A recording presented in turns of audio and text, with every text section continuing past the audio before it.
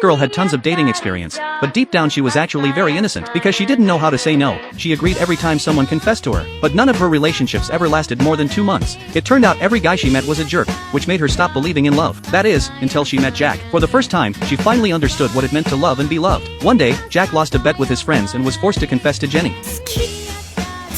He thought for sure she'd reject him hard, but to his surprise, Jenny said yes. She even pulled Jack home with her the very same day, because in her mind, being a girlfriend meant she had the duty to take care of her boyfriend and fulfill his expectations. But instead of focusing on her, Jack became strangely interested in a nearby cabinet. He pulled open the drawer to peek inside, just as Jenny suddenly walked back into the room. Jenny was known as the prettiest it girl in the whole grade, a dream girl every guy secretly wished for. Wherever she went, she shined like a star. And Jack, he was a total nobody. 16 years single, he had never even held a girlfriend's hand. Even catching a glimpse of Jenny from afar was enough to make his face turn red. Lately, the class had been buzzing with rumors that Jenny changed boyfriends every few months. Jack was curious, sure, but he knew the distance between them could never be closed. And then one day, Jenny suddenly showed up right in front of him. The school had a survey to fill out, and she'd forgotten her pen, so she asked to borrow Jack's. His brain went completely blank. In that instant, he remembered back in first grade, Jenny had been cheerful, friendly to everyone. That's when Jack secretly fell for her. He never thought his unreachable crush would come crashing into reality because of a stupid bet with his friends. Whoever got the highest exam score had to confess to the girl he liked most, so Jack was forced to slip a little love note into Jenny's shoe locker. To his shock,